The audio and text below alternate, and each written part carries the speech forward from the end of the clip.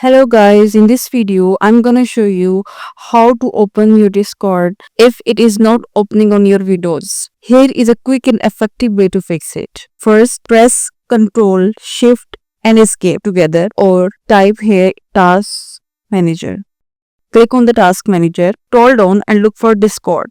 As you can see, here is a Discord. Right click on it and click on End Task. Close this one. Now press Window plus R and type app data and press OK. Here you can see the multiple folders. Just click on Discord folder and you have to delete the three files: cache, code cache and GPU cache.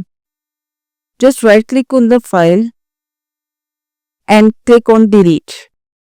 Same process for others.